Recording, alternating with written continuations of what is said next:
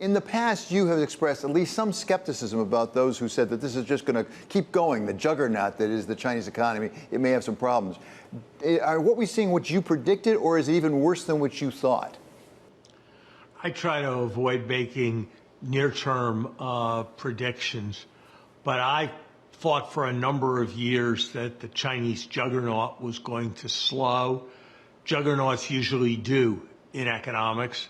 Classic examples were Russia in 1960, when it was seen as going to surpass us in 1980, or Japan in 1990, when people expected that it was going to surpass us. So it's a pretty good rule that when American high school kids rush to study a foreign language, that's about when the country's economy is peaking. So you've got that. Then you have a variety of near-term challenges of the kind you just referred to, financial strains in China coming from excessive reliance on real estate and the drying up of export markets.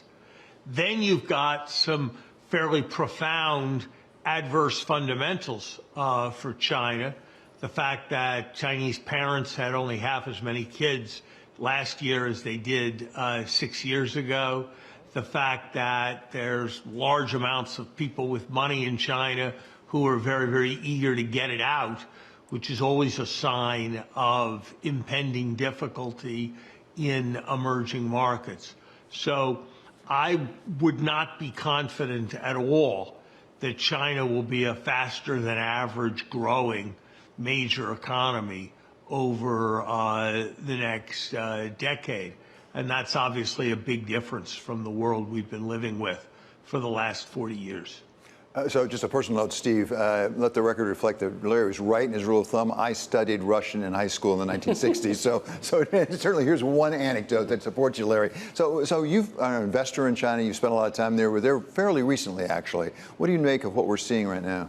Well, first of all, look, I have been more optimistic about China in the past, and I will say that I have recalibrated my views. I mean, it is definitely going through a tough period. I don't think I'm as pessimistic as Larry is. I would just mention, for example, that they may not make their 5% GDP growth number this year. Maybe it'll be 4, maybe it'll be 4.5. It'll still be probably twice what ours is. So I don't think we can yet sort of wipe China off the blackboard. But look, they have a lot of problems, and I would put them in a couple of buckets. One, it was clear on my trip there that the sanctions that we've imposed and the whole de-globalization phenomenon and the fact that business feels that they have to be more careful about their supply lines has taken a toll, and it's definitely affected their exports and their general mentality in their business. The second big problem they have is Xi, who has reasserted his control over the economy, who many of our investors that we talk to there feel doesn't really even understand economics. And you can, by their policy action so far, I think you probably agree with that. And so you've got really bad government policy on top of a bunch of difficulties, whether it's the property sector, whether it's exports, whether it's whatever. But I would say I'm not completely going to write China off, because I think you have to recognize that you do have a lot of tools. For example, everybody talks about their debt. Nobody talks about their assets. The IMF just came out with a paper in the last few days that basically tried to look at the balance sheet, assets and liabilities of the Chinese government. And while their net assets have been coming down, they're still substantially positive. I think if you went through the same exercise for the U.S., you'd find a different result. Their central government debt to GDP is only about 30%. They have plenty of scope to do something on the fiscal side to both stimulate the economy as well as solve some of the problems that the provincial governments do have with debt, which are very meaningful. So, Larry, to pick up on one thing that Steve said there, if President Xi is part of the problem, could he be part of the solution? And I guess that's a way of asking, are there things he could do? We saw some actions even this week where he tried to put some more money into the economy, although it's not clear that the consumers have enough confidence to start spending it. But are there things that President Xi could do, or are what we're seeing sort of larger structural factors that you suggested that are outside of his control? I think it's a combination of both. I think, by the way, there are a lot of questions about Chinese economic statistics. We talk about smooth earnings of U.S. corporations. I would politely suggest that that is as nothing compared to a fair amount of what goes on in Chinese statistical reporting. I thought it was interesting this week when the Chinese authorities, who had been facing really very grave youth unemployment figures, announced that youth unemployment figures weren't going to be published anymore going forward. So I think there are a lot of questions about what the real growth rate is. Beyond that, there are obviously things that China could do that would substantially stimulate demand. But here's the core problem, or a core problem. There's a basic tension between the politics and the economics in Chinese political economy. Is control going to rest with the 100 million people who are members of the party, or the 1.2 billion Chinese citizens who are not members of the party? The expansionary fiscal policy, consumption-led growth agenda is basically an agenda of spreading money all over the place and shifting it from the control of the Communist Party to the control of regular people who aren't part of the Communist Party.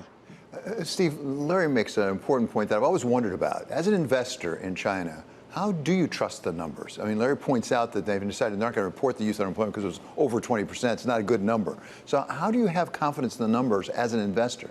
Well, remember, there's a difference between not reporting a number and making up a number. And I don't disagree with Larry about the statistics that they may be managed, but I would just make that distinction. They were reporting youth unemployment numbers. They were huge numbers, so they decided not to report them anymore. Look, the macro statistics are just a piece of what we think about when we invest there. We're investing in companies or in managers who are investing in companies, and the question is, what are the prospects of the companies? And obviously the fundamentals of the country do relate to that, but that's not the only piece of how we go about investing.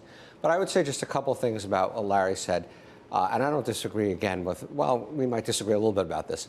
Look, I think fundamentally the deal between the Chinese government and the people has always been, we're going to make you rich and let us control. And you're not going to have free speech, you're not going to have this, you're not going to have that, but you're going to get into the middle class and so forth.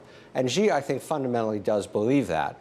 I think on the other side, the tension he faces is that he doesn't want to lose control of things. And when the tech companies and the tech billionaires and Jack Ma and all that were sort of asserting themselves is when, if you remember, he started to pull the reins in. So I think the fundamental deal there may well still be intact. We have to see how it goes. There is plenty of scope for the Chinese consumers to increase their consumption. The savings rate is enormous there and has only gone up because of COVID and the uncertainties that they all feel around it. And they are all, everybody, we are, the Chinese people are, everybody is waiting for Xi to do something and to basically signal, is he going to try to use the tools he has, which, as I said, I think are substantial, to get the ship righted, or is he going to just stay hunkered down the way he's been, frankly, with these small things like interest rate cuts that don't really make much of a difference? Larry, if China continues to struggle economically the way they have, and Steve points out they're still growing more than we are, but still struggle compared to where they were, is that good for the United States and the rest of the world, or is it bad? Do we need a strong China economically or a weak one? It's two-edged. It's good when your customer prospers, and it's bad when your competitor gets hyper-efficient. So it's a two-edged thing. I am concerned that we will become the object of China's frustration, and that will tempt them to lash out.